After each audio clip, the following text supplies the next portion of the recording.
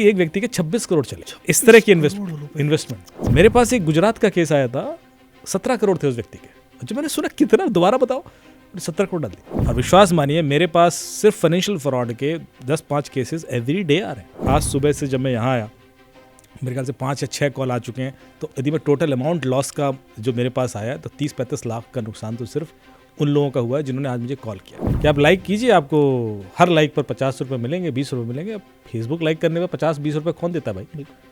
और joining fees आपकी 50,000 रुपये। वो 50,000 रुपये ज्वाइनिंग फीस ले लेकर 3700 करोड़ इकट्ठे किए थे उस व्यक्ति ने। तो यदि एक ईवीएम आप हैक करोगे तो मैक्सिमम 800 वोट हैक कर सकते हो। और जब मेरे ख्याल से रावत जी थे इलेक्शन कमीशन, तब उन्होंने एक बार इनवाइट किया था सारे हैकर्स को और पार्टीज को कि आइए हैक कीजिए, और मैं भी गया था। जितना भी मैंने सीखा वो क्रिमिनल से ही सीखा। देख रहे हो इंसान कि 200 रुपये करके 6,000 रुपये महीना बना रहा है।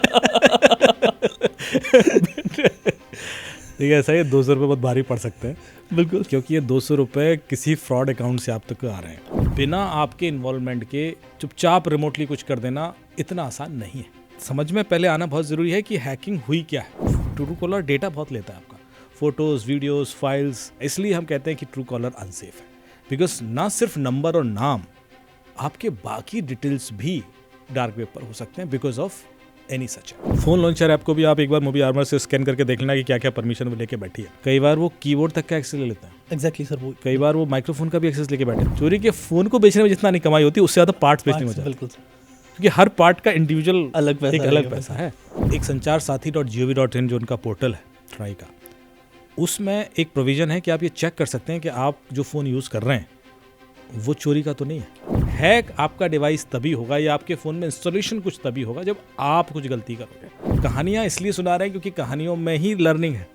आप गौर से सुनेंगे तो क्या गलती हुई थी और कैसे बच सकता था, हर आदमी को समझ में आ जाता है और वो दिमाग में आपके रह जाएगा और आप बचोगे उससे। कि मुझे दुख होता है जब मेरे पास कॉल आता है ना, साहब मेरा 50 लाख निकल गया, मेरी ज़िंदगी भर की कमाई थी और प्रोविडेंट फंड था। जब तक मैं वो मेरे पास आया होता वो 1 हफ्ता हो चुका होता है। यदि वो इमीडिएटली आता है तो 90% केसेस में मैं उसके पैसे ब्लॉक करवा पाता हूँ या उसके पैसे वापस आ जाते हैं। साइबर सिक्योरिटी पे अपनी सीरीज में हम अब 8वें एपिसोड में पहुंचे और आज फिर से मेरे साथ है cyber crime investigator Amit Dubey. Amit sir welcome. नमस्कार आज कैसे भाई? हैं अमित सर? मैं बहुत बढ़िया, आप कैसे हैं? मैं बहुत बढ़िया सर। वो जो लास्ट एपिसोड में हम बात कर रहे थे, वो एक बंदी थी 90 लाख रुपए निकाल लिए थे उसने किसी के, तो उसको पकड़ने का क्या सर, पकड़ी गई? नहीं, अभी हम पीछे पड़े हुए हैं। मुझे लग रहा है उसने हमारा पॉडकास्ट सुन लिया। जो तरीके हमने अभी तक आजमाए हैं, बहुत क्लोज थे हम, लेकिन स्टिल ट्राइंग। ठीक है सर, मतलब हमने लास्ट टाइम बताया था व्यूअर्स को कि जब पकड़ लेंगे उसको तो डिस्क्लोज करेंगे। बिल्कुल करेंगे। और कैसे हुआ अभी हम बहुत ज़्यादा नहीं बता सकते, बट वी आर आफ्टर, बिल्कुल प्रोसेस में है। और अभी मैं कमेंट्स पढ़ रहा था कुछ वहीं पे अपने आगे, तो लोग यही बोल रहे थे कि आपकी जो पॉडकास्ट है वो क्रिमिनल्स भी तो सुनते हैं, वो सारे वो तरीका यूज़ ही नहीं करेंगे जिस तरह हम बात कर रहे हैं जो चीज़। मैं सारे तरीके बता भी नहीं रहा आपको। देखिए, ऐसा है कि जो भी हम यहाँ डिस्कस कर रहे हैं ये उतना ही है जो आपके अवेयरनेस के लिए ज़रूरी है। इन्वेस्टिगेशन हम यहाँ बिल्कुल नहीं सिखा रहे हैं, और आप जो प्रोसेस समझते भी हैं इस कहानियों में वो एक ही होता है जो या तो वर्क कर गया उसमें, लेकिन उससे पहले हम शायद 50 ऐसे तरीके इस्तेमाल कर चुके होते हैं जो वर्क करते हैं अलग अलग सिचुएशन में, पर इसमें नहीं किए। तो हर तरीका एक कहानी में वैसे भी नहीं समझ में आता, पता भी नहीं पड़ेगा, डोंट वरी। और ये मैं कॉन्शियस रहता हूँ क्योंकि ये शिकायत सिर्फ आपकी नहीं है, ये बाकी जो पुलिस डिपार्टमेंट है वहाँ से भी आती है मुझे कि आप ऐसा मत कीजिए। तो मैं इस बारे में पूरी तरीके से सचेत हूँ और उतना ही बताऊँगा जो आपके अगेंस्ट को यूज़ ना कर सके। सर वैसे लिटरली जैसे आप कह रहे हैं कि कंप्लेन आती है पुलिस, वो भी थोड़ा वो हो जाते हो ना कन्फ्यूजन में कि यार मतलब एक बंदा है हमारे साथ, इन्वेस्टिगेशन हो रही है, सब चीज़ कर रहे हैं और वो सब इन्फॉर्मेशन क्रिमिनल्स के पास भी जा रही है, उनको थोड़ा सा मतलब जो आप कह रहे हैं बड़ा नहीं। देखो, क्रिमिनल मेरे से सीखेंगे, अच्छा, ये संभावना कम है। मैं क्रिमिनल से सीखूंगा, ये संभावना ज़्यादा है। अच्छा। मैं हमेशा कहता हूँ कि जितना भी मैंने सीखा वो क्रिमिनल से ही सीखा, बिकॉज क्रिमिनल्स आर इनोवेटर्स। मैं तो वही बता रहा हूँ जो ऑलरेडी यूज़ कर रहे हैं। मैं अभी तक ऐसा कुछ नहीं बताया जो मैंने कभी ऑफेंसिव नया चीज़ क्रिएट कर ली हो। मैंने जब कोई केस इन्वेस्टिगेट किया और पता पड़ा कि यार OTP ऐसे चुराया गया था तो मैंने बता दिया। अब ये चीज़ क्रिमिनल पहले से कर चुका है और उसकी ट्रेनिंग कहीं और से हो रही है, मैं नहीं। लेकिन ये पब्लिक को नहीं पता होगा तो वो जादू बना रहेगा और क्रिमिनल उसके अगेंस्ट यूज़ करता रहेगा। और मेरे पास कोई तरीका नहीं है पब्लिक को ये बताने का। तो मेरे ख्याल से जो हम लोगों ने शायद पहले एपिसोड से भी शुरू कर रहे हैं, और अक्सर लोग एक सवाल पूछते हैं कि आप कहानियाँ सुना रहे हैं, आप बचें कैसे, नहीं बता रहे हैं। तो मैं उनसे एक रिक्वेस्ट है कि आप सारे एपिसोड देखें। एक्चुअली हमने पहले एपिसोड में बचने के तरीके ही ज़्यादा डिस्कस किए थे, फिर धीरे धीरे हम उसको और वाइड करते चले गए स्पेक्ट्रम। कहानियाँ इसलिए सुना रहे हैं क्योंकि कहानियों में ही लर्निंग है। आप गौर से सुनेंगे तो क्या गलती हुई थी और कैसे बच सकता था, ये हर आदमी को समझ में आ जाता है और वो दिमाग में आपके रह जाएगा और आप बचोगे उससे। तो ये एक पुराना तरीका है हमारा जो पंचतंत्र के समय से चल रहा है कि किसी को भी अक्लमंद बनाना है तो कहानियाँ सुनाइए, वो बन जाता है। एंड प्लस सर कहानियों के बीच में हम चीज़ें बताते रहते हैं, कोई ऐसे सवाल आ जाते हैं जो बड़े इन्फॉर्मेटिव होते हैं। अभी एक सवाल जो वीडियो पे हमारा है उनसे स्टार्ट करते हैं, अभी से हम उनके जो क्वेश्चंस आते हैं उनको भी लेना स्टार्ट करेंगे। तो बेसिक क्वेश्चन है सबसे, हर किसी का सवाल वही होगा, वो कह रहे हैं अमित जी कुछ ऐसा बताइए जिससे हमारा मोबाइल हैक ना हो या सेफ रहे। देखिए, मोबाइल हैक होना एक बहुत वाइड चीज़ है। लोग सोचते हैं ना कि मोबाइल हैक किसी ने दूर से कुछ किया, कोई वल्नरेबिलिटी एक्सप्लॉइट की और मोबाइल हैक हो गया, उसके बाद उसको पूरा कंट्रोल हो गया। ये सिर्फ एक सिचुएशन है, पर ऐसे और भी 99 सिचुएशंस हो सकती हैं जहाँ पर डेटा आपका बाहर जाएगा पर फ़ोन हैक नहीं हुआ है। फ़ोन हैक होने का मतलब है कि उसके अंदर कोई इंस्टॉलेशन नहीं हुआ है, बिना इंस्टॉलेशन हुए भी डेटा निकल सकता है। जैसे यदि आपका OTP चला गया, जैसे मैंने बताया था, डिस्कस किया था कि 12 तरीके हैं OTP चुराने के, जिसमें से कुछ हमने डिस्कस भी किए थे, तो भी डेटा बाहर निकल सकता है क्योंकि कोई आपके जीमेल का एक्सेस लेगा, फिर गूगल डैशबोर्ड का एक्सेस लेगा और आपकी पिक्चर्स और जो भी डिटेल्स से निकल जाएंगे, ईमेल्स वगैरह। तो ये समझ में पहले आना बहुत ज़रूरी है कि हैकिंग हुई क्या है। आपके क्लाउड से डेटा निकला है, आपके डिवाइस से डेटा निकला है, आपके वाईफाई के थ्रू कुछ इन्फॉर्मेशन निकली है, आपके ऑफिशियल सिस्टम से निकला है। कई बार ऐसा होता है कि जो हम डार्क वेब पे सर्च करते हैं तो बहुत सारा डिटेल आपका वहाँ लीक डेटाबेस में भी मिल जाता है, तो उसमें आपकी कोई गलती नहीं है, वो आपका डेटा कहीं था और वहाँ से लीक होकर वहाँ पहुँच गया। तो क्रिमिनल जब आपके खिलाफ कुछ स्ट्रैटेजी बनाता है तो आपके नाम, मोबाइल नंबर सबको लेकर वो सेंड करता है और देखता है कि ओपन सोर्स पे क्या क्या मिल जाए बिना हैक किए। उसके बाद वो अटैक वेक्टर तैयार करेगा कि आप कोई गलती करो। पर याद रखना, हैक आपका डिवाइस तभी होगा या आपके फ़ोन में इंस्टॉलेशन कुछ तभी होगा जब आप कुछ गलती करोगे। बिना आपके इन्वॉल्वमेंट के चुपचाप रिमोटली कुछ कर देना इतना आसान नहीं है। मतलब कि हर किसी का मोबाइल हैक हो जाए, है पॉसिबल है, लेकिन इतना आसान नहीं है कि आप जैसे कहते हैं कि मेरा फ़ोन किसी ने भी हैक कर लिया। तो इंटरनेशनल नंबर से मुझे भी कॉल आई, पिछले हफ्ते भी कॉल आई और अभी भी कॉल है। बड़ी इंटरेस्टिंग चीज़, 2 बार इसलिए बता रहा हूँ, बड़ा इंटरेस्टिंग चीज़ हुई। ये लोग टास्क स्कैम वाले कॉल करते हैं।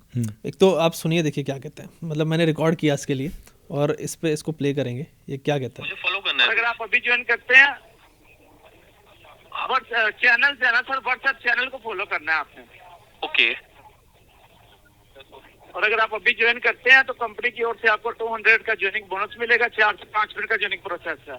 सर ये जो है ना, ये मेरे को कॉल करके आवाज़ की टोन समझ के कहाँ का बंदा है सर ये मैं और इसको चलाऊंगा, लेकिन उससे पहले मैं व्यूअर्स के लिए बता दूं, इसने मुझे कॉल किया कि आपको क्या जॉब चाहिए। मैंने कहा मैं तो काम कर रहा हूँ, मेरी जॉब है। नहीं सर, आपको अर्निंग हो जाएगी फ्री में, आपको एक ऐसा काम है जो 15-20 मिनट आपका लेंगे और आपको पैसे मिलते रहेंगे। मैंने कहा भाई ज़रूर, मुझे पता है क्या है, लेकिन मैंने पूछा भाई बताओ क्या काम है। तो ये कह रहा था कि आपको हम व्हाट्सएप पे ज्वाइन कर रहे हैं, आपको यहाँ पे सिर्फ क्या करना है, व्हाट्सएप के चैनल सब्सक्राइब करना है और हमें स्क्रीनशॉट भेजना है, वो ये काम बता रहा था। स्टार्ट होगा सर। ओके, और वर्क कैसे होगा ये? आपने कोई सर, आपने चैनल्स को फॉलो करके उसका स्क्रीनशॉट लेके कंपनी को सेंड कर देना। ठीक है, ओके, ये मैं कर दूंगा। आप सेम नंबर व्हाट्सएप यूज करते हैं सर? हाँ यूज कर दो, लेकिन इसमें मुझे कितना अमाउंट मिलेगा? अभी 200 का ज्वाइनिंग बोनस मिलेगा आपको और इसके बाद 3 से 4 दिन का ज्वाइनिंग प्रोसेस है। इसमें आपने किसी किस्म का अपना कोई पर्सनल डॉक्यूमेंट या डाटा वगैरह शेयर नहीं करना। उसके बाद सर ये पार्ट जो है ये कमीशन पे, आप जितना वर्क करेंगे उतनी आपको पेमेंट मिलेगी कंपनी की ओर से। आपको प्रोवाइड किए जाएंगे चैनल, आप जितना वर्क करेंगे उतनी आपको पेमेंट प्रोवाइड रिसीव होगी 10 से 15 मिनट के अंदर। ओके, मतलब अगर मैंने अभी का काम कर दिया है तो मुझे 15 मिनट में पेमेंट हो जाया करेगी जी, 10 से 15 मिनट में। एंड कितना काम होगा ये दिन में, कितना टाइम देना पड़ेगा मुझे?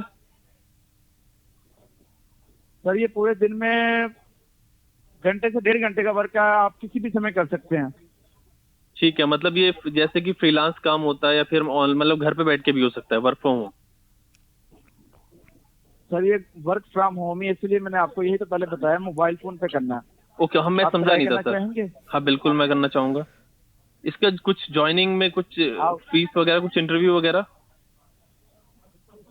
सर इसकी फीस नहीं है, ये आपको मैं इसलिए ज्वाइनिंग जो है ना, ये अभी आपकी ज्वाइनिंग होगी, आपको एक चैनल दिया जाएगा, आप वो डेमो के तौर पे होगा, ठीक है। ठीक है आप सर। उसको सेंड कर फॉलो करके उसका स्क्रीनशॉट सेंड करेंगे, ठीक है। उसके ओके। बाद मैम आपसे नेम है जो पूछेंगी, फिर आपको पेमेंट मेथड पूछेंगे, आपने कहाँ पे अपनी पेमेंट लेनी है, ठीक है। वो देके अगर आपको इसमें कोई दिक्कत आए कि आप कहते हैं कि आपने अपना कोई सर ये पूरी चीज़ है। अब मैं आपको सर इन नटशेल बताऊं मेरे साथ क्या, फिर आप इसको बेहतर से जानते हैं वो एक्सप्लेन करिए व्यूअर्स के लिए। मेरे पास एक कॉल है पिछले हफ्ते इसी तरीके से, उसने तो बोला था मुझे कि आपको ना गूगल पे रिव्यू लिखने हैं और 5 स्टार देके मैसेज करना है। मैं समझ गया और उसने कहा 200 रुपये जॉइनिंग बोनस मिलेगा। हम तो स्टडी क्योंकि बात कर रहे हैं साइबर सिक्योरिटी पे, मैं कहा चलो करके देखते हैं इसको क्या निकलता है उसमें से। तो उसने कहा रिव्यू भेजना, व्हाट्सएप पे मेरे को जो कॉल आया था, फिर एक व्हाट्सएप पे मुझे मैसेज आया हेलो करके कि आपकी अभी कस्टमर केयर से बात हुई है। मैंने कहा हाँ जी बात हुई है। तो उसने कहा आपके भाई ये टर्म्स एंड कंडीशन है, आपको जो है हम एक लिंक दे रहे हैं आपके। उसने पहले पूछा आपकी एज, प्रोफेशन, ये सब चीज़ें काम करना चाहिए। मैंने कहा हाँ। वो कह रहे हैं अब आपके पास टेलीग्राम ऐप है। मैंने कहा भाई है। उसने एक लिंक दिया और मैं टेलीग्राम ऐप से, वो कह रही है हमारी रिसेप्शनिस्ट बात करेगी आपसे। मैंने टेलीग्राम पे वो ग्रुप में गया, वहाँ पे एक लड़की का फ़ोटो लगा हुआ था, उसमें कुछ HR लिखा हुआ था। वो मुझे बोलती है कि भाई आपको ये काम करना है और ये रहा लिंक, इसको क्लिक करो। ये गूगल की कोई रेस्टोरेंट का लिंक खुला और उसको 5 रेटिंग देनी है आपको, और ये देने के बाद मुझे स्क्रीनशॉट भेज देना है और फिर आपको 200 रुपये का जॉइनिंग बोनस मिलेगा। मैंने कहा भाई मैंने स्क्रीनशॉट लिया, मैंने उसको भेज दिया। अब उसने मेरे को एक और ग्रुप में डाला जिसके अंदर लिखा हुआ था 200 समथिंग करके। मैं उस पर गया और वहाँ पे एक और बंदी थी, उसने मुझे बोला कि भाई अब स्क्रीनशॉट ही मुझे भेजो। मैंने भेज दिया। उसने मुझे पूछा कि भाई आपका एड्रेस, उसने पूछा नाम मैंने बताया। उसने पूछा एज मैंने बताई, काम क्या करते हो, और चौथा मंगा आपकी गूगल पे की आईडी। तो मैंने गूगल पे की आईडी नहीं दी। मैंने कहा आईडी नहीं दूंगा। मैंने कहा नंबर तो मेरे पास, तुम्हारे पास है ही मेरा नंबर, ले लो उस पर कर दो। उन्हें 200 रुपये भी डाल दिए और बस। उसके बाद क्या हुआ मुझे समझ आ गया अगर मैं आगे बढ़ता तो गेम हो जाता, लेकिन वो 200 रुपये मैंने नहीं लिए। आज फिर कॉल आया, ये आज ये आया व्हाट्सएप ग्रुप को फॉलो करने वाला, सेम काम हुआ, फिर 200 रुपये। तो ये इतना खतरनाक सीन है, लोगों को लग रहा है कि पैसे मिल रहे हैं और आगे जाके गेम हो जाता है। देख रहे हो इंसान कि 200 रुपये करके 6,000 रुपये महीना बना रहा है। ठीक है, ऐसा ही 200 रुपये बहुत भारी पड़ सकते हैं। बिल्कुल, क्योंकि ये 200 रुपये किसी फ्रॉड अकाउंट से आप तक आ रहे हैं। ओके। कल के दिन उस फ्रॉड अकाउंट पे कोई FIR होती है तो वो जहाँ जहाँ पैसा गया होगा उस अकाउंट में वो सारे ब्लॉक हो जाएंगे। ओके। उसके बाद लोग मेरे पास आते हैं कि साहब मेरा अकाउंट ब्लॉक हो गया, मैं तो कुछ किया ही नहीं है, और पुलिस इंक्वायरी में बुला रही है। तो 200 के चक्कर में फिर आपके चक्कर लग जाते हैं और फिर आप जस्टिफाई करते हो कि साहब ये तो ऐसे हुआ। एग्जैक्टली। तो इसलिए मेरे ख्याल से सरकार को इसमें थोड़ा सोचना चाहिए, कोई आपकी परमिशन के बिना भी कोई पैसा ना डाले, क्योंकि ऐसे किसी को भी फंसा सकता है। एक फ्रॉड अकाउंट से एक सर्विस शुरू हो जाए कि मैं इसी क्रिमिनल को बोलूँ यार जरा उसके अकाउंट में पैसे डाल। एग्जैक्टली। और उसके बाद आज नहीं तो कल तो फंसेगा ही बाद में, और उसके अकाउंट में करोड़ों पड़े हुए हैं, वो 200 के चक्कर में उसके 2 करोड़ फंस गए। ये होता है। तो मेरे ख्याल से ये पहले तो ये एग्जैक्टली पहले तो ध्यान रखें कि भाई वो 200 रुपये के लालच में ना रहें, कभी लोगों को लगे कि हम 200 तो ले ही लें भाई। और ये पिछले कई सालों से हो रहा है, 3-4 साल से। जैसे आपने बताया 2 बार आपके संग भी हो गया, पिछली बार आपको वो कुंडली वाला कॉल आ गया था। तो जब से सीरीज चल रही है आपको टारगेट किया जा रहा है। मुझे लग रहा है कि हमारी सीरीज ये लोग भी देख रहे हैं और आपका नंबर ढूंढ के आपको पीछे पड़ गए। पर देखिए इतना अवेयरनेस के बावजूद बिल्कुल ये मोडस ऑपरेंडी चल रही है, इसीलिए वो पूरा कॉल सेंटर चला रहा है। बिल्कुल। और उस व्यक्ति को इतना भरोसा था, देखिए बड़ा सटल तरीके से आपको समझा रहा है, और उसको पता है कि जैसे ही आप वो व्हाट्सएप ग्रुप पे आओगे उसके बाद रियल गेम शुरू होगा। एक बार आप वहाँ आ गए और आप देख रहे हो कि भाई लोग इतना भी कमा रहे हैं और लाखों कमा रहे हैं, तो फिर आपका थोड़ा सा इच्छा हो जाती है कि यार मैं भी ज़्यादा कमा लेता हूँ। ज़्यादा कमाने के लिए फिर वो कहेंगे ये ऐप इंस्टॉल कर लो, फिर इसके थ्रू कमाओ, फिर आपसे पैसा डलवाएंगे उसमें, और उसके बाद तो पैसा आपका कभी आएगा नहीं। आपको पैसा बढ़ते हुए दिखेगा, वो 10,000 का 15,000, 15,000 का 18,000 होते हुए दिखेगा। कल मैं एक ADG के संग बैठा था, ADG साइबर क्राइम, किसी स्टेट के हैं।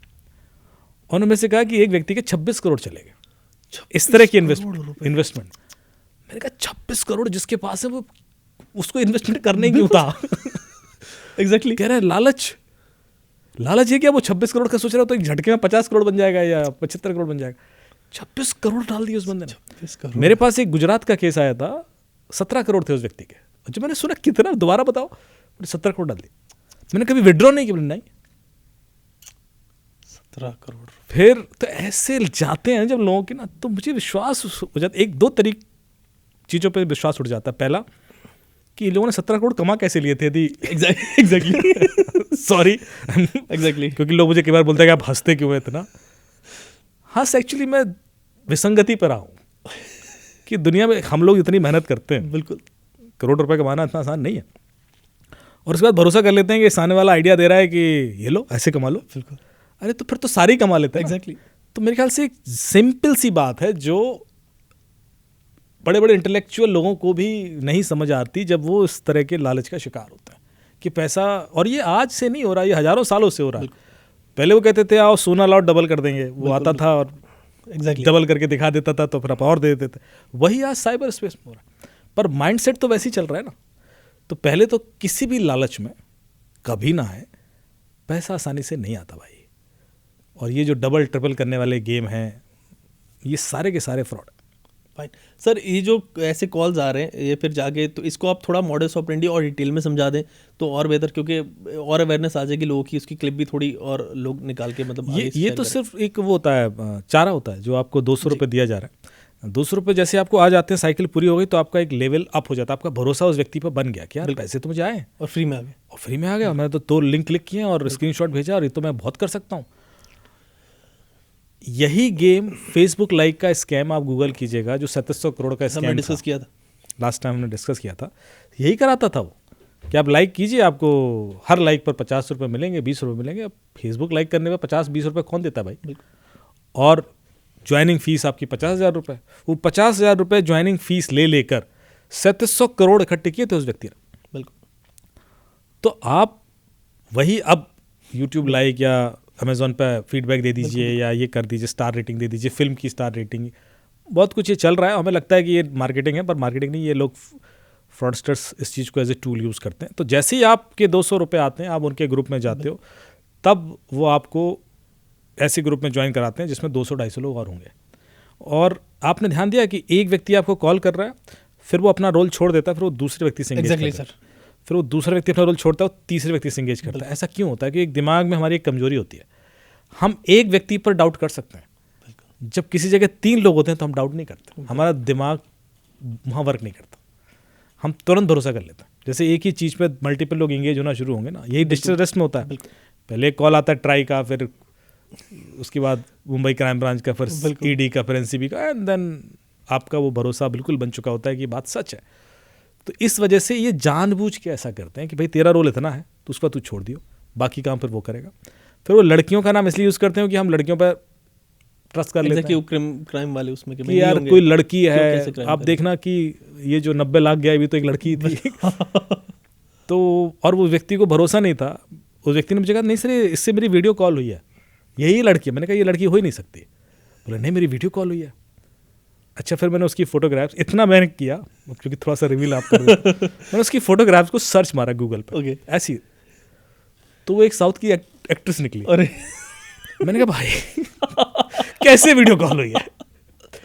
देखो तेरे सामने सर्च किया मैंने, और उसका एकदम चेहरा ऐसा था कि सर मुझे तो लगा यही थी। तो भ्रम देख रहे हो, जब आप विश्वास कर चुके होते हो तो आपको जैसा आपका दिल कह रहा है वैसा दिखने लगता है, एंड आप उस पर भरोसा करते हो। तो ये गेम ही ऐसे प्ले किया जाता है। और तो मैंने कहा जब वीडियो कॉल हुई थी उस समय कोई स्क्रीनशॉट लिया था? बोले नहीं वो पिक्चर नहीं है, हमारे पास सिर्फ उसका भ्रम है जिसके बेस पे इन्वेस्टिगेट करना है। तो जैसे उस ग्रुप में जाते हो, मल्टीपल लोग अपने सक्सेस स्टोरीज शेयर करना शुरू करते हैं कि मैंने देखो 5,000 से मेरे 7,500 आ गए, और जो व्यक्ति लीड होता है ना उसको थैंक यू और हाँ सर ऐसे मैसेज भी ग्रुप में डाला हुआ आते रहते हैं, बहुत बढ़िया आपने गाइड किया था और ये हो गया वैसा हो गया वैसा हो गया। तो आप एकदम से फफड़ा जाते हो कि यार ये लोग तो सब पैसे कमा रहे हैं, मैं बस बेवकूफ़, मैं भी घुसूंगा इसमें। फिर उसके बाद आप वही करते हो और फंसते हो। फाइन सर, एक और मतलब स्कैम तरीका जो आजकल चल रहा है वो ये था कि अभी मैं एक स्टोरी पढ़ रहा था कि लुधियाना का कोई केस है, वहाँ पे साइबर क्रिमिनल्स ने जो है 18 लाख रुपए किसी के निकाल लिए। और उन्होंने क्या किया, उन्होंने जो स्टॉक मार्केट की वो शेयर की इन्वेस्टिंग स्कीम थी उसमें लगाया कि भाई टेलीग्राम पे ऐसे कि भाई ये जो स्टॉक है इसमें आप इन्वेस्टमेंट्स कर दो, ये ऐप है हमारा। और उसने इन्वेस्टमेंट्स किए थोड़े से, कुछ उसको पैसे दिए और उसके बाद 18 लाख रुपए उसके निकल गए। ये जो यूट्यूब लाइक वाला ये भी इन्वेस्टमेंट पे जाता आपका। ओके, ये धीरे धीरे आपको वहाँ तक ले जाता कि देखिए अब आप और कमाइए, और आपके वो ऐप के थ्रू इन्वेस्टमेंट करने वाले थे, और उस ऐप में आप पैसा डालते आपको पैसा बढ़ता हुआ भी दिखता, और हर दिन आप खुश हो रहे होते कि अरे तो 7 से 8 लाख हो गए। एक रेलवे ऑफिसर है, IRS ऑफिसर, अभी 2 हफ्ते पहले मुझे कॉल आया, उनका भी 6.5 लाख रुपये करीब गया। और बेचारे इतने परेशान, क्योंकि देखो उन्होंने शायद अपनी वाइफ को भी नहीं बताया था, तो मेरे को उनकी टेंशन नहीं थी कि अब मैं तो सोच रहा था कि 6 लाख का 40 लाख हो चुका है, अब तो लाइफ सेट है, पर मेरा तो शायद 6 लाख भी चला गया। तो ये सब जगह हो रहा है एंड इवेंचुअली यही होने वाला था जो 200 रुपये से खेल शुरू हुआ है। फाइन सर, एक क्वेश्चन और मैं लेता हूँ, और ये इसलिए ले रहा हूँ क्योंकि काफ़ी बार ये सवाल आया है और थोड़ा रिलेट, इवन तो इतना नहीं करेगा बट है, लोगों का बड़ा इंटरेस्ट है कुछ का इसमें। वो कहते हैं कि क्या ईवीएम भी हैक हो सकता है, इस पर भी थोड़ा चर्चा करें।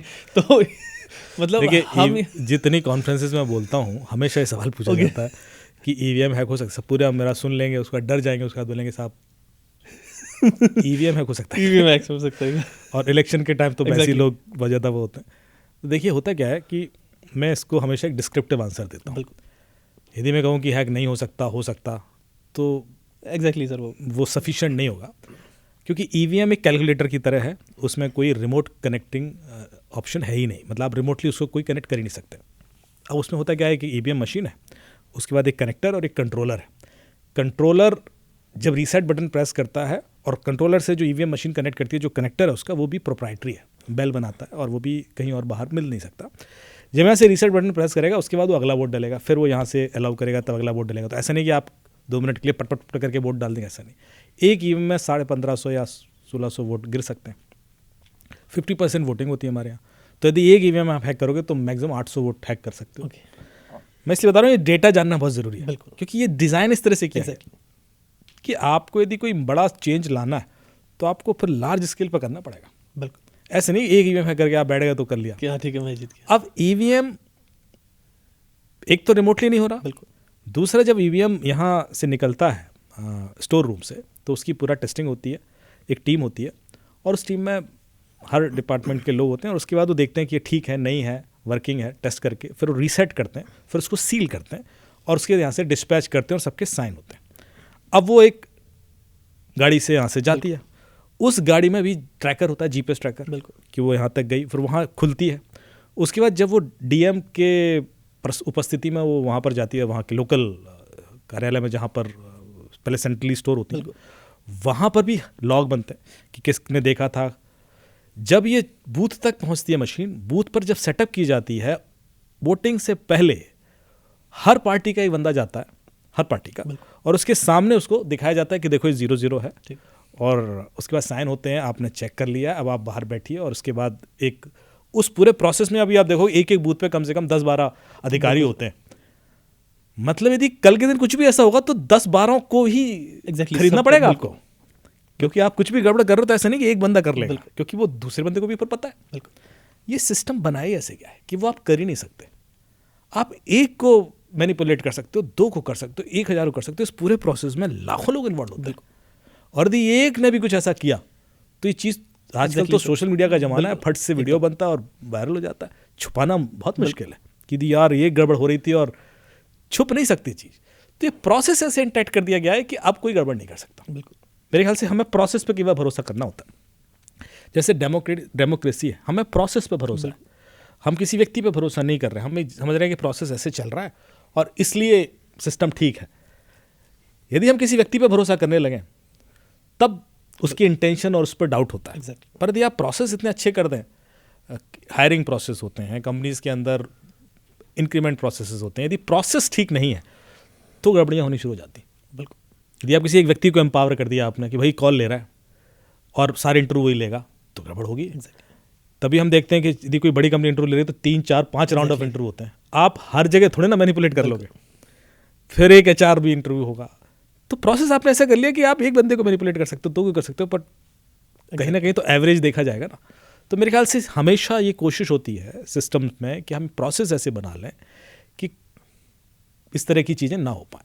तो पहली चीज़ तो रिमोटली तो बिल्कुल हैक नहीं हो सकती। दूसरी चीज़, आपको यदि हैक भी करना है, अच्छा ये जो मशीन, कंट्रोलर और कनेक्टर, ये अलग अलग डिस्पैच होते हैं, ये एक साथ जाते नहीं हैं, और बिना कनेक्टर के आप कुछ कर नहीं सकते मशीन पर। अच्छा, कोई और कनेक्टर नहीं लग सकता? कुछ नहीं, मिलता ही नहीं है, बाहर है ही नहीं। ओके, उसका जो प्रोटोकॉल है वो भी नहीं पता। प्रोटोकॉल का मतलब समझते हैं आपकी, ये जो जैसे आपने USB केबल लेके, ओके सर, अब USB का प्रोटोकॉल ओपन है, स्टैंडर्ड है, तो आपको पता है कोई भी बना लेगा कि भाई इतने इस पिन पर ये डेटा जाना है और उसका इतना वोल्टेज जाएगा, या जो भी उसका हार्डवेयर सॉफ्टवेयर स्पेसिफिकेशंस हैं, दोज आर स्टैंडर्डाइज। ये जो स्पेसिफिकेशंस हैं ये प्रोप्राइटरी हैं उस मशीन में, ये किसी को पता ही नहीं है कि कैसे वो पिन के कॉन्फ़िगरेशन काम करते हैं, या जो वोल्टेज के पैरामीटर्स क्या होते हैं। सॉफ्टवेयर भी प्रोप्राइटरी है और वो अलग अलग लोगों द्वारा मैनेज किया जाता है, एक कंपनी नहीं है। तो उस वजह से कई बार डिस्ट्रीब्यूशन करने से यदि आपको मशीन हैक करनी है तो सबको ही करना पड़ेगा, तो ये चांसेस बहुत कम हो जाते हैं, मतलब इस ऑलमोस्ट नेग्लिजिबल चांसेस कि एक तो आपने वैसे कॉम्प्लिकेशन कर दिया, दूसरा कर भी लोगे, चलो आप सब कुछ कर लिया, अपने सॉफ्टवेयर हार्डवेयर डिवाइस अपना ही ले लिया, तो पता पड़ जाएगा ना इस पूरे चेन में, कब तक आप छुपा लोगे। तो इसलिए मेरे ख्याल से इस तरह के सवालों का कोई अब वजूद नहीं है। इतने सालों से हम उस पर सवाल या निशान लगाते रहे हैं, और जब मेरे ख्याल से रावत जी थे इलेक्शन कमीशन, तब उन्होंने एक बार इनवाइट किया था सारे हैकर्स को और पार्टीज़ को कि आइए हैक कीजिए, और मैं भी गया था तो कोई हैक नहीं कर पाया था, इनफैक्ट किसी पार्टी से कोई आया ही नहीं था। मुझे याद है शायद मैं ही अकेला था या एक दो तीन लोग और होंगे, and we reviewed, we checked, we tried, but then we found कि उसमें कोई पॉसिबिलिटी ऐसी है नहीं। फाइन सर, फिर भी ऐसी वीडियोस अक्सर आती हैं कि कोई ईवीएम है उसमें बटन दब रहा है या नहीं दब रहा है, किसी में ये चीज़ हो रही है, तो अक्सर ये कहा जाता है कि यार ये तो हैक हो गई, लेकिन ये भी तो चीज़ होती है, वो मेल फंक्शन टेक्नोलॉजी हो जाता है। मेल फंक्शन भी होता है, और कई बार क्या होता है कि ईवीएम जैसी मशीनें तो बहुत मिलती हैं गफ्फार मार्केट में एक हमारे एमएलए साहब थे, वो एक दिन किसी विधानसभा में मशीन लेके आ गए थे और दिखाया, देखिए मैं जो बटन दबा रहा हूँ वही हो रहा है। मैं उसी पे बात करने वाला था, मैं देखिए किसी का नाम नहीं लूंगा बिल्कुल, लेकिन वो तो गफ्फार मार्केट की मशीन है, वो असली इवन थी ही नहीं। तो वैसे तो कोई कुछ भी लाके दिखाएगा, तो मेरे ख्याल से वो बात ठीक नहीं होगी। आप क्या कहते हैं, और जो मेल फंक्शन है दैट इज़ नॉट हैकिंग। बिल्कुल एग्जैक्टली, मेल फंक्शन तो डिस्कार्ड भी होती है मशीन इस पूरे प्रोसेस में सालों से चल रही है, नई मशीनें बन भी रही हैं। मोबाइल फ़ोन जब ख़राब हो जाता है, बिल्कुल सर एक और कमेंट आया है, वो ये पूछ रहे हैं कि इस ट्रू कॉलर सेफ, सवाल इसलिए भी आता है क्योंकि कोई भी रैंडम नंबर से कॉल आ जाता है और उसका नाम आ जाए, हेल्पफुल भी है, प्लस ऐसा होता है कि एक डेटा जो है हर किसी का नाम वगैरह मैंने कभी नहीं बताया ट्रू कॉलर को कि भाई मेरा नाम ये है, मेरा प्रोफेशन ये है, लेकिन जब कोई कॉल करता है तो वहाँ लिखा आ जाता है मेरा, मैंने कॉल किया तो उसको पता लग जाता है, तो ये भी तो एक तरीके से डेटा जाना है, प्लस उसमें SMS परमिशंस भी होती हैं, बहुत सारी परमिशंस होती हैं जो ऐप लेता है। देखिए अभी गवर्नमेंट ऑफ इंडिया भी ये ट्राई कर रही है, कोशिश कर रही है, जो ट्राई है कि वो कॉलर आईडी सर्विसेज दे दे, और आप एज ए मेरे ख्याल से फ्री देंगे या पेड देंगे तो मुझे नहीं पता, लेकिन ये सर्विस ऑफर होने वाली है। ट्रू कॉलर आपको कॉलर आईडी सर्विस ही देता है, वो आपको नंबर देख के बता देता है कि ये बंदा किस नाम से उसके डेटाबेस में सेव्ड है, वो बंदा वही है या नहीं है ये नहीं बताता, वो कंफर्म नहीं कर रहा है। मैं अयाज के नाम से किसी दूसरे नंबर को भी सेव करके कॉल करूँगा तो बंदा कन्फ्यूज़ हो सकता है। तो याद रखना, वो जब आप ट्रू कॉलर यूज़ कर रहे हो तो ब्लाइंडली उस नाम पर ट्रस्ट भी ना करें, क्योंकि वो नाम तो कोई भी क्रिएट कर सकता है। आप कई बार लोग कॉल आता है CBI, अब उसने कर रखा है CBI के नाम से तो आपको दिख रहा है तो आप डर जाते हैं, या पुलिस के नाम से सेव कर रखा है। तो ट्रू कॉलर के वो रिस्क भी हैं, क्योंकि वो वेरीफाई नहीं कर रहा है कि ये बंदा वही है, उसने जो फ़ोन बुक है उससे वो डिटेल्स निकाली हुई है। दूसरा जो रिस्क है वो ये है कि ट्रू कॉलर डेटा बहुत लेता है आपका, फ़ोटोज़, वीडियोज़, फाइल्स, इस तरह की डिटेल्स भी बहुत सारे। यहाँ पे वही जो प्रोसेस मैंने बताया था, प्ले स्टोर पर जाएं, ट्रू कॉलर सर्च करें, ट्रू कॉलर का आइकन पर क्लिक करेंगे तो नीचे सी डिटेल्स करके ऑप्शन आएगा, उस पर क्लिक करेंगे तो आपको पता पड़ेगा कि ट्रू कॉलर आपका क्या क्या डेटा लेता रहा है। वो डेटा ट्रू कॉलर के पास है। अब ट्रू कॉलर हैक भी हुआ है, कई बार हैक हुआ है। आप डार्क वेब पर जाएंगे तो ट्रू कॉलर के हैक डेटाबेसेस में आपके डिटेल्स पड़े भी हो सकते हैं, तो वो रिस्क रहता है। इसलिए हम कहते हैं कि ट्रू कॉलर अनसेफ है, बिकॉज ना सिर्फ नंबर और नाम, आपके बाकी डिटेल्स भी डार्क वेब पर हो सकते हैं because of any such app. Fine sir, अभी जैसे हम बात कर रहे थे कि आप कह रहे थे कि अगर किसी ने CBI के नाम से सेव कर रखा है तो वो आ जाएगा, तो उसमें तो ऐसा भी कर सकता है बंदा, फॉर एग्जाम्पल कोई नया नंबर लिया और क्रिमिनल्स का ग्रुप हुआ, उस ग्रुप के सारे बंदों ने उसका नाम एज CBI ऑफिसर फला फला सेव कर लिया, और तो वो ट्रू कॉलर पे चले जाएगा एज अ CBI ऑफिसर। तो फिर जब किसी के पास कॉल आएगा तो एज अ CBI ऑफिसर आएगा कि फला फला चीज़ CBI ऑफिसर। तो इससे कैसे बच सकते हैं? देखिए, बचने का तो यही है कि आप ब्लाइंडली ट्रस्ट ना करें। जीरो ट्रस्ट मॉडल ही है, क्योंकि आप ट्रू कॉलर पर ब्लाइंडली ट्रस्ट कर रहे हो, मान के चल रहे हो कि वो सही ऑथेंटिकेशन दे रहा है, तो ये तो मैंने पहले नलीफाई कर दिया कि उस पर भरोसा नहीं कर सकते। उसने वेरीफाई नहीं किया कि बंदा वही है, तो जो भी कंप्लेंट्स आ रही हैं या जो भी डेटाबेस में एंट्रीज हो रही हैं उसके बेस पर वो एनालिसिस दे रहा है। जैसे स्पैम कॉल का भी है, यदि 50-100 लोगों ने रिपोर्ट कर दिया है कि ये नंबर स्पैम है, तो उसने बताना शुरू कर दिया कि भाई इतने लोगों ने रिपोर्ट किया है, ये इसका पैटर्न है, लेकिन वेरिफिकेशन उसके बाद भी नहीं हुआ है। अच्छा, मैं एक सवाल अपने तरफ से ले रहा हूँ क्योंकि मुझे याद आ गया कि बहुत सारे लोगों ने मैंने मूवी आर्मर एप्लीकेशन रिकमेंड किए थे, उसको लेकर बहुत सारे सवाल हुए, तो मैं कुछ चीज़ें क्लियर करूँ। होता क्या है कि एक सवाल आया कि साहब मूवी आर्मर ऐप भी तो डेटा नहीं ले रही है। बिल्कुल। तो मूवी आर्मर ऐप को भी आप चेक करें, उसके प्ले स्टोर पर उसको सर्च करें, सी डिटेल्स में जाएं, देखें क्या क्या वो डेटा ले रही है, तो आपको पता पड़ेगा कि सिर्फ वो आपका ईमेल आईडी ले रहा है और मोबाइल नंबर ले रहा है, ताकि आपका वेरिफिकेशन हो जाए कि आप सही यूज़र हो, ताकि उसका मिसयूज़ ना हो उस ऐप का। इसके अलावा वो कुछ नहीं ले रहा। फिर कुछ लोग होंगे जिन्होंने बहुत रिसर्च किया और कहा कि साहब वो तो कैमरे का भी एक्सेस है, वाईफाई का भी एक्सेस है, बताया उसके बारे में। तो मैं उनकी जवाब दे रहा हूँ उनको कि देखिए, कैमरे का एक्सेस नीड बेसिस पे होता है। जब आप QR कोड स्कैन करते हैं तो कैमरा ऑन होता है, तो उस वजह से आपको कैमरे का एक्सेस मिलता है। या आप जब वाईफाई सिक्योर है अनसिक्योर है चेक कर रहे हैं तो वाईफाई का एक्सेस लेते हो। तो ये चीज़ें स्टोर नहीं है उसमें। यदि स्टोर होती तो प्ले स्टोर पर जो डेटा कलेक्शन वाले सेक्शन में दिखाई जाता। डेटा कलेक्शन में यदि नहीं दिख रहा है तो इसका मतलब है कि ऐप वो नीड बेसिस पर एक्सेस लेता है उस कंपोनेंट का, उस जो भी पैरामीटर है, जो भी कैमरा है या माइक्रोफोन है, लेकिन उसके बाद उसको वो बंद कर देता, उसका डेटा नहीं स्टोर करता, और ये कंटेनराइज्ड एप्लीकेशन है। फिर सवाल आया कि फिर आप कमाते कैसे हो, क्योंकि आप फ्री तो दे नहीं सकते। सवाल है, तो मैं सारे वही कंटेंट कर रहा हूँ। तो ये पेड ऐप थी, तो जब ये लॉन्च हुई तो सवाल ये आया कि ऐड भी नहीं दिखा सकते, ऐड दिखाएंगे तो भी आप क्या गारंटी लोगे कि जो ऐड है वो फ्रॉडस्टर्स का नहीं है, क्योंकि वो तो प्ले स्टोर के थ्रू आ रहा है, गूगल के थ्रू आ रहा है, और हम फिर प्रमोट करना शुरू ना कर दें। तो फिर आप पेड सर्विस स्टार्ट किया आपने। जब पेड सर्विस स्टार्ट की तो लोगों को लगा कि इसमें तो कुछ फ्री है नहीं, तो अनलोड करना शुरू कर दिया। तो ये इवॉल्व कर रही है, इसमें बहुत सारे लोग इन्वॉल्व हैं, कम्युनिटी है, and I want you to join that community. आपको यदि कुछ ऐसा लगता है, क्योंकि हर दिन हमारे पास करीब 8 से 10 हज़ार फ्रॉडस्टर्स की लिंक आती हैं, जिसमें ई-कॉमर्स पोर्टल्स होते हैं, होटल्स की क्लोन वेबसाइट्स होती हैं, अलग अलग जो दुनिया भर में सर्विसेज ऑफर की जा रही है उनकी क्लोन वेबसाइट होती हैं। उनको वेरीफाई करता है मूवी आर्मर और बताता है कि भाई ये रेड है, फ्रॉड है, और उसके बाद अपना AI इंजन अपग्रेड करता है। तो ये AI ड्रिवन है। AI के संग चैलेंज क्या है कि ये इवॉल्व करता है with respect to time. Immediately कभी भी 100% नहीं होता, 98%, 99%, 100% होगा शायद आगे जाके, तो वो एक फ्रैक्शन ऑफ चांसेस रहेगा, लेकिन 95% तो आपको वो रिजल्ट सही ही देगा। दूसरा क्या है कि जो भी और तरीके हैं वो 100% है। जैसे कि उसने बताया कि ये ऐप क्या क्या परमिशन लेके बैठी, जो आप स्कैनिंग करते हो, या गेम है ये खतरनाक हो सकता है, ये बिहेवियर एनालिसिस कर रहा है गेम का, कि गेम के अंदर जो फीचर हैं वो आपके बच्चे को नुकसान तो नहीं पहुंचाएंगे, या लोन ऐप्स कहीं आपको नुकसान तो नहीं पहुंचाएगी, या स्क्रीन शेयरिंग ऐप्स, तो इनको भी वो ब्लॉक करता है, जो नॉर्मली प्ले स्टोर या ऐप स्टोर नहीं बताते इस बारे में। तो ये बिहेवियर एनालिसिस करके आपको वार्न करता है आपको और ब्लॉक करता है। तो इस तरह की जो चीज़ें हैं ये कम्युनिटी के थ्रू ड्राइव होंगे, क्योंकि कोई भी नहीं चाहेगा कि बिना पैसे के सर्विस दी जाए, वो कहीं ना कहीं से तो कमाएगा ना। तो इस वजह से जो डिपेंडेंसी है वो उन लोगों पर है जो पे करते हैं। जैसे सरकार को 3% लोग टैक्स देते हैं पर 100% लोगों के लिए काम होता है। तो ये चैलेंज रहता है जब भी कोई इस तरह की ऐप आएगी जो डेटा नहीं ले रही है और उसको सर्वाइव करना है, तो उसका जो लोड होगा, तो उस वजह से कई बार डिस्ट्रप्शंस भी आते हैं। तो मैं इसलिए बता रहा हूँ कई लोगों को OTP वगैरह नहीं आने के सवाल आए। उसका कारण आया कि जब ये ऐप लॉन्च हुई तो अगले महीने 8 लाख का OTP का बिल आया। क्योंकि जो गूगल का OTP बिल है वो 6 रुपये पर यूज़र है। तो यदि 1 लाख भी डाउनलोड होंगे तो 6 लाख तो वो बन गया। फिर किसी ने 2 बार OTP मंगा लिया तो वो बढ़ जाता है। तो उस वजह से वो OTP सर्विस रोकनी पड़ी। तो जो डिस्ट्रप्शंस हुए हैं वो जेन्युइन थे, पर इसकी वजह से मतलब उसकी परफॉर्मेंस पर कोई फ़र्क नहीं पड़ा। तो अभी मेरे ख्याल से 30 दिन उसका नया वर्जन आ रहा है और बहुत इंटरेस्टिंग नए नए फीचर ऐड हो रहे हैं। तो वी नीड योर सपोर्ट। यदि आप लोग उसको यूज़ करेंगे और रिपोर्ट करें, बताएं कि भाई उसमें ये प्रॉब्लम है, ये नहीं है, या हमने लिंक स्कैन किया था और हमें रिजल्ट सही मिला, ताकि ये अवेयरनेस फैले लोगों तक। ये शेयर्ड मोड में ही जाएगी।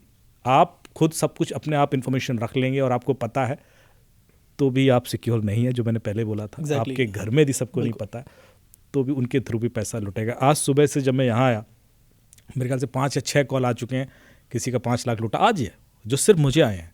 तो यदि मैं टोटल अमाउंट लॉस का जो मेरे पास आया है तो 30-35 लाख का नुकसान तो सिर्फ उन लोगों का हुआ है जिन्होंने आज मुझे कॉल किया, जिसमें से सीनियर VPs हैं कंपनीज़ के, सारे प्रोमिनेंट लोग ही हैं कि साहब अचानक से व्हाट्सएप पर किसी ने पैसे मांगे, मैं मीटिंग में बिजी था, मैंने ट्रांसफ़र कर दिए, पैसे चले गए। उसके बाद रियलाइज़ हुआ कि तो हमने गलत जगह भेज दिए। इस तरह की गलतियाँ लगातार हो रही हैं, जबकि हम सबको अवेयर कर रहे हैं। तो जब तक आप सबको नहीं बताएंगे और ये वो लोग हैं जो उसके बाद पुलिस में भी नहीं जाते। बिल्कुल सर, एग्जैक्टली। सीनियर वीपीज है तो सीनियर वीपीज वो बेचारे मुझे कॉल करते हैं कि अब मैं क्या करूं, तो मैं कहता तब तो वो निकल गया। तो मेरे ख्याल से सिर्फ आप पहुंचा देंगे इन्फॉर्मेशन लोगों तक तो भी आप बहुत बड़ा कल्याण का काम करेंगे।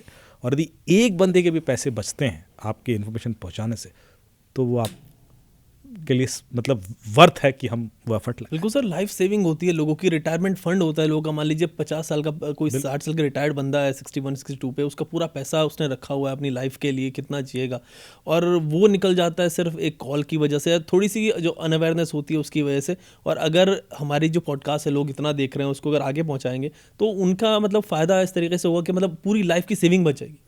बिल्कुल। इसी और मेरा मैंडेट ये था, मैं एग्रेसिव इस मामले में इसीलिए होता हूँ, मैं काफ़ी बहुत ज़्यादा बोलता हूँ, ऐप के अगेंस्ट भी बोलता हूँ, क्योंकि मुझे दुख होता है जब मेरे पास कॉल आता है ना, साहब मेरा 50 लाख निकल गया, मेरी ज़िंदगी भर की कमाई थी और प्रोविडेंट फंड था, और मुझे ऐसा लग रहा होता है कि मैं इसकी कोई हेल्प क्यों नहीं कर पा रहा हूँ, क्योंकि जब तक मैं वो मेरे पास आया होता वो 1 हफ्ता हो चुका होता है। 1 हफ्ता बहुत होता है 50 लाख बाहर भेजने के लिए। यदि वो इमीडिएटली आता है तो 90% केसेस में मैं उसके पैसे ब्लॉक करवा पाता हूँ या उसके पैसे वापस आ जाते हैं। 100% नहीं आते तो भी 90-80% आ जाते हैं। पर यदि वो 4-5 दिन लग गए और उसके बाद मेरे पास आया तो मैं एकदम से, मुझे खुद इतना गिल्ट होने लगता है कि अब मैं क्या करूं। वो इतनी एक्सपेक्टेशन के संग आया है, और विश्वास मानिए मेरे पास सिर्फ फाइनेंशियल फ्रॉड के 10-5 केसेस एवरी डे आ रहे हैं। तो ये इतना ज़्यादा रैम्पेंट है, गवर्नमेंट ऑफ इंडिया भी इसको पूरा परेशान है उसको लेकर, क्योंकि बहुत सारी नई नई टेक्नोलॉजी निकल आई जो हमने पिछले एपिसोड में भी डिस्कस किया है कि पैसा कैसे बाहर निकलता है, चाहे वो गेमिंग करेंसी हो, चाहे वो गिफ्ट कार्ड्स हैं अमेज़ॉन वगैरह के, जबकि उस पर लिमिट लगा दी अब शायद 1 लाख की कुछ लिमिट है कि उससे ज़्यादा नहीं, लेकिन 1 लाख भी बहुत बड़ा अमाउंट होता है। वो भी यदि निकल जाएगा एकदम से बाहर तो उसको वापस लाना बहुत मुश्किल होता है। सर अभी हमने ट्रू कॉलर की बात की, तो मैं एक चीज़ और बात करूँगा। नए बच्चे फ़ोन्स लेते नए, और उसमें सबसे पहली चीज़ मैंने देखा वो इंस्टॉल करते हैं, वो फ़ोन लॉन्चर इंस्टॉल करते हैं, फ़ोन लॉन्चर ऐप, ताकि कलरफुल बन जाए और ये चीज़ हो जाए। उसमें भी SMS की परमिशन होती है, और बहुत सारे ऐसे होते हैं जो मतलब बस ऐसे ही उन्होंने मतलब डाउनलोड कर लिया, उनका कोई ऑथेंटिसिटी होती नहीं। तो ये कितना मतलब उनके लिए नुकसानदेह हो सकता है, क्योंकि उनके भी पासवर्ड्स बैंक्स वगैरह के सब उसी पे आते हैं। तो क्या इसको भी बहुत देख के इंस्टॉल करनी चाहिए सब चीज़ें? बिल्कुल। देखिए, कोई भी, मैंने एक जेनरिक अंडरस्टैंडिंग मान के चलिए, फ़ोन लॉन्चर ऐप को भी आप एक बार मूवी आर्मर से स्कैन करके देख लेना कि क्या क्या परमिशन वो लेके बैठी है। वो आपको इंटरनल परमिशन भी दे देगा कि एक्चुअली कितनी परमिशन लेके वो बैठी है, और वो कमा कैसे रहे हैं उसका आइडिया आपको लग जाएगा। यदि वो आपके एप्लीकेशन के पैटर्न को देख रहे हैं, बिहेवियर को देख रहे हैं, कई बार वो कीबोर्ड तक का एक्सेस ले लेते हैं। एग्जैक्टली सर, वो कई बार वो माइक्रोफोन का भी एक्सेस लेके बैठे हैं। अब आप फ़ोन लॉन्चर ऐप को क्यों, क्योंकि वो वॉइस लॉन्च करवाना है या वैसा कमांड देना है, वो रिस्की हो जाता है। तो मेरे ख्याल से किसी भी ऐप को किस हद तक कन्वीनियंस देगा वो आपको, पर उसके बाद एक रिस्क है ना, तो are you ready to take that risk with for that convenience, चाहे वो ऑटोफिल हो चाहे वो फ़ोन लॉन्चर हो। यदि वो रिस्क आपको समझ में आ जाता है तो मेरे ख्याल से आप खुद ही उसको अवॉइड करोगे। बिल्कुल। कीबोर्ड जैसे आपने बात की, मैं देखता हूँ बहुत सारे लोग कीबोर्ड के लिए भी अलग अलग स्टाइलिश फॉन्ट आ जाए, ये सब चीज़ आ जाए, उसके लिए अलग से एक ऊपर से स्किन इंस्टॉल कर लेते हैं। आपको पता है लिंक्डइन पर केस हुआ था, लिंक्डइन कीबोर्ड एक्सेस करता था। ओके। और उसके बाद उस पर काफ़ी शायद पेनल्टी वगैरह भी लगी। टिकटॉक पर तो हुआ ही था। हाँ सर। इनफैक्ट आपको याद होगा कि इलॉन मस्क ने कुछ दिन पहले एक एंड्रॉयड में फीचर आया था जिसमें बैकग्राउंड ऐप पे जो चल रही है ना उसका लॉग देख सकते हैं आप, अभी भी है वो। तो इलॉन मस्क ने उस लॉग को निकाल के दिया कि रात के 2:30 बजे मेरे व्हाट्सएप का व्हाट्सएप ने माइक्रोफोन एक्सेस किया। एग्जैक्टली। तो क्यों किया? तो इसको लेकर काफ़ी फिर ह्यू एंड क्राई फैला। तो ये चीज़ें अब छुपी हुई नहीं है, जो हम पिछले कई सारे पॉडकास्ट में डिस्कस कर चुके हैं, इसलिए हम उसको बड़ा लाइटली लेते रहे कि ठीक है दे दिया। लेकिन जब हमारे संग गड़बड़ होने लगती है, जैसे कि मैं आपको एग्जांपल दूं, किसी व्यक्ति, आज जो केस हुआ आज ही का लेते हैं, एक बहुत बड़ी कंपनी के नेक्स्ट CEO, उनका 1 लाख रुपये निकला। मुझे आप कॉल आ रहा था, मैं कहीं बिजी था, और उसके बाद बोले कि साहब मेरा बहुत ही क्लोज मित्र है, उसका पिक्चर लगा के व्हाट्सएप पे मैसेज आया और US का नंबर था, वो US में ही रहता है। तो मुझे लगा उसका ही है, US का ही है, तो उसने पैसे मांगे, मैं मीटिंग में था, मैंने दे दिया। मैंने कहा ठीक है। अब हमें समझ में आ रहा है कि इसने गलती की, उसको कॉल चेक क्यों नहीं किया, क्योंकि मीटिंग में था, उसने कुछ अर्जेंसी दिखाई, दैट्स ऑल्सो ओके। पर उससे बड़ा सवाल ये है कि जिस बंदे ने उस दोस्त के नाम से इससे पैसे मांगे, उसको कैसे पता था कि इसका क्लोजेस्ट फ्रेंड है? बिल्कुल सर। ये बात किसी ने कैसे नहीं सोची? एग्जैक्टली, भाई उसके नेटवर्क में हो सकता है 2000 लोग हों बिल्कुल। या 4000 लोग हों, वो सबको पैसे मांगने पर नहीं देगा। एक ऐसा बंदा ट्रस्टवर्दी, एक ऐसा बंदा जरूर होता है आपके नेटवर्क में जिसको आप शायद कभी निराश नहीं करोगे, बिल्कुल, और वो रात के 2 बजे भी कहेगा तो आप कहोगे यार बाद में बात कर लेंगे, पहले तू ले, तूने मांग लिया तो दे। Exactly.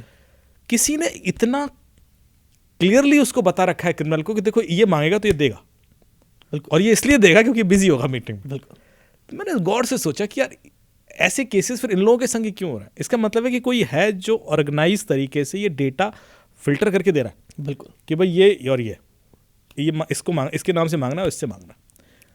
अब आप सोचिए कि वो डेटा कहाँ से जा रहा है? बिल्कुल सर, वो जाता हमारे पास से ही रहा है। वो तो गया हमारे पास से ही। आपका क्लोजेस्ट फ्रेंड कौन है, ये क्रिमिनल को किसने बताया, 2 मिनट सोचना, और यदि ये बता दिया तो फिर किसी के संग भी गलती हो सकती है। बिल्कुल, मतलब सर इससे तो ये समझ आता है कि मतलब कोई भी ऐप, जैसे आप अभी बता रहे हैं कि कोई भी ऐप किसी पे भी ब्लाइंडली ट्रस्ट कर ही नहीं कर सकते। कौन ऐप किस क्रिमिनल के पीछे जुड़ी है मैं ऐसे नहीं बोल रहा, पर हम कैसे ट्रस्ट करें? बिल्कुल, एटलीस्ट जो ऑथेंटिक ऐप है उसको चलिए मान लें, ओके फाइन, उसमें लिखा हुआ है। कई सारे गेम्स वगैरह हैं, डिज़ाइन ही ऐसे होते हैं कि वो इवेंचुअली उनका जो सोर्स ऑफ अर्निंग है वो क्राइम के थ्रू ही होगा। रैंसमवेयर आते थे जो हम टेलीग्राम पर जाते हैं और पायरेटेड फिल्म्स वगैरह डाउनलोड करते हैं, उसके थ्रू रैंसमवेयर भी सर्कुलेट किए जाते हैं। तो ये तो हमें पता ही है पैटर्न, तो थोड़ा सा एक्स्ट्रा वो रखें। इस लिंक हमेशा स्कैन करें पहले, उसके बाद ही उसको यूज़ करें। बिल्कुल, यदि आपको टेलीग्राम पे भी कोई लिंक मिल रहा है तो पहले उसको मूवी आर्मर से स्कैन कर लें, एक बार देख लें उसमें मैलवेयर तो नहीं है, कोई नहीं है तो फिर आप करें, उसमें कोई दिक्कत नहीं है, मैं रोक नहीं रहा हूँ। लेकिन हमें एक आदत डालनी है कि हमें स्कैन करना है, वेरीफाई करना है, चाहे वो एक फ़ोन कॉल आया है, चाहे वो कोई मैसेज आया है, चाहे वो ईमेल आई है। आप ब्लाइंडली कैसे ट्रस्ट करते हैं? अभी आप सर कीबोर्ड की बात कर रहे थे, किसी ऐप के बारे में बात हुई, और मेरे भी जहन में अभी कुछ साल पहले एक बड़ी मोबाइल फर्म है, आई डोंट थिंक नाम मैं इसलिए नहीं लूँगा कभी गलत हो जाए, तो बड़ी मोबाइल फर्म है, उसके ऊपर भी आया था कि उसका जो कीबोर्ड ऐप था वो डेटा ले रहा था, लोगों का स्टोर कर रहा था, और वो चाइना जा रहा था। बिल्कुल तो ये इसके थ्रू भी काम हो रहा था। अब और गूगल की जगह एक बड़ी मोबाइल कंपनी, उसके एक ही IMEI से 22,000 फ़ोन रजिस्टर्ड थे। एग्जैक्टली सर, वो स्टोरी पता याद है आपको? बिल्कुल बिल्कुल। आपने क्या था, 22,000 फ़ोन, एक नहीं, 2 नहीं, 100 नहीं, 22,000 फ़ोन एक ही IMEI पे कैसे रजिस्टर्ड हो सकता है? मतलब वो इंपोर्ट कर रहे थे चाइना से। अब ये कितना बड़ा रिस्क है आप सोचिए। बिल्कुल, क्योंकि IMEI तो कोर्ट एडमिसिबल एविडेंस होता है। यदि आपके IMEI से लिंक कोई डेटा है तो एक क्रिमिनल का है, और उसके बाद जो बंदे ने कुछ किया ही नहीं वो फंस जाएगा उसके चक्कर में। तो ये सारी चीज़ें जो because of Chinese hardware invasion India में हुई, रेगुलेशंस थे नहीं, मेरे ख्याल से बहुत बड़ा रिस्क क्रिएट करते हैं। सर IMEI से एक चीज़ और आई मेरे जहन में, मैं अक्सर देखता हूँ कि रूरल एरियाज़ में मोबाइल शॉप्स ही वो वहाँ तक एक पेनिट्रेशन है बहुत ज़्यादा, और हमारे यहाँ गफ़ार वगैरह में इधर तो है ही। लोग क्या करते हैं कि देखते हैं, अगर किसी का फ़ोन लेंगे पहले, अगर कोई चोरी का फ़ोन है तो उसकी एक तो पहले कीमत कम करवा लेंगे, और जो बेचने वाला है वो कम हो जाएगा कीमत, वो एक अलग उसके लिए भाई नहीं खरीदना चाहिए, that is a different thing, हम we are not endorsing it. तो फ़ोन ले लेंगे, अगर कोई चोरी का है उसको लेके जाएंगे शॉप वाले पे, उससे कहेंगे IMEI नंबर बदल दो उसका। बिल्कुल। तो ये कितना बड़ा खतरा है, और कितना इसका मतलब कानून में इसका क्या चीज़ होगी, तो आप थोड़ा सा ये भी मतलब अवेयरनेस इसके बारे में भी दें। देखिए, इसके लिए इसी प्रैक्टिस की वजह से सरकार को एक इनिशिएटिव लेना पड़ा। अभी शायद पिछले हफ्ते टेलीकॉम कंपनीज के लिए गाइडलाइन आई है, पिछले हफ्ते ही आई है, जिसमें IMEI को लेकर उनको बड़ा स्क्रूटनाइज किया गया है कि आप यदि इस तरह की सिचुएशंस हैं तो पेनल्टी लगाई जाएगी। दूसरा, एक sanchar-sathi.gov.in जो उनका पोर्टल है ट्राई का, उसमें एक प्रोविज़न है कि आप ये चेक कर सकते हैं कि आप जो फ़ोन यूज़ कर रहे हैं वो चोरी का तो नहीं है, या जो IMEI आपके फ़ोन का है। बेसिकली IMEI सर्च करते हो तो उसमें IMEI डालेंगे आप, तो वो बताएगा कि ये फ़ोन का मैन्युफैक्चर कौन है और कब बना क्रिएट हुआ था। तो यदि वो मिसमैच करने लगे कुछ भी तो समझ लो चोरी का, वो बता भी देगा। यदि ब्लैक लिस्टेड होगा तो भी बता देगा। तो sanchar-sathi.gov.in पर जाकर भी चेक कर लेना चाहिए। नहीं तो IMEI.org, बहुत सारे ऐसे डेटाबेसेस हैं जहाँ पर आप IMEI डालकर फ़ोन के मॉडल और वर्जन और वगैरह चेक कर सकते हैं। ये इसलिए ज़रूरी है क्योंकि IMEI लोग बदल देते हैं। बिल्कुल, और उसके बाद आप यूज़ कर रहे हो और वो IMEI कहीं दूसरी जगह मिसयूज़ हुआ है क्राइम व्राइम में, तो वो ऐसे ही है कि आप चोरी की गाड़ी यूज़ कर रहे हो और ख़रीद तो ली आपने, पर उस कल के दिन कोई क्राइम हुआ तो आप फंस जाओगे। तो सर मतलब ये भी हो गया कि अगर कोई पुराना फ़ोन ले, इवन दो वो ये भी ना कहे कि चोरी का है, कोई बिल वगैरह नहीं है, अब तो बिल भी फेक हो जाते हैं, तो अगर कोई फ़ोन ले पुराना तो उसको जाएं और पहले IMEI उसका चेक करें कि भाई ये कोई ऐसा तो नहीं है जो क्राइम में इन्वॉल्व है या फिर ये फेक तो नहीं है, तो उसके बाद तो उसके लिए हाँ, उस संचार साथी पे आप चेक कर सकते हैं, मतलब एक अश्योरेंस ले लें जब आप सेकेंड हैंड फ़ोन खरीद रहे हैं। स्पेशली देखिए, जब आप नया फ़ोन खरीदते हैं तब तो चांसेस कम ही होते हैं, क्योंकि आप एग्जैक्टली ट्रस्ट करते ही हैं कि वो अंदर कुछ चेंज नहीं किया होगा, लेकिन सेकेंड हैंड में ज़रूर चेक कर लें एक बार। सर एक क्वेश्चन और लेते हैं, आज हम ज़्यादा क्वेश्चन ले रहे हैं उधर से, एंड होपफुली और आते रहेंगे तो हम लेते रहेंगे। बिल्कुल फिर बाद में कहानी सुनाएंगे अगेन फिर बाद में कहानी से आपको अवेयर करेंगे। हाँ सर, वो बंदा ये कह रहा है कि मेरा आईफोन हैक हो गया और हैक होने के बाद उसकी ऐप्स डिलीट कर दी किसी ने, फॉर्मेट कर दिया उसको और नो रिजल्ट, अब क्या कर सकते हैं? आईफोन हैक करके तो देखिए, अब ये बड़ा सब अगेन बहुत मिनिमल इन्फॉर्मेशन है। बिल्कुल। कई बार आईफोन के अंदर ऐसे फीचर्स हैं कि वो सेफ्टी प्रिकॉशन से भी खुद को फॉर्मेट कर सकता है। आपसे ही कोई गलती हुई हो और वो ऐसा हो गया क्योंकि कोई अलर्ट आया और उसको लगा कि ये कोई मैलिशियस अटेम्प्ट है, उस वजह से कुछ हुआ हो, संभावना है। यदि हैक ही हुआ है, किसी ने किया है, तो और भी इन्फॉर्मेशन चाहिए कि आप कहाँ थे, आपके घर में ही हैक हुआ, आप किसी ऐसे वाईफाई में कनेक्टेड थे, आपने कोई मैसेज वगैरह आया था आपको, आप किसी से कम्युनिकेशन कर रहे थे और उसने कोई ऐप इंस्टॉल करने को बोला था, क्योंकि बहुत सारी पॉसिबिलिटीज। बिल्कुल। ये हैक हुआ था कैसे? अचानक से सोते सोते हैक नहीं हुआ होगा, डेफिनेटली कोई ना कुछ ऐप इंस्टॉल करी, कुछ सिम्टम्स ऐसे ज़रूर रहेंगे कि ये हुआ।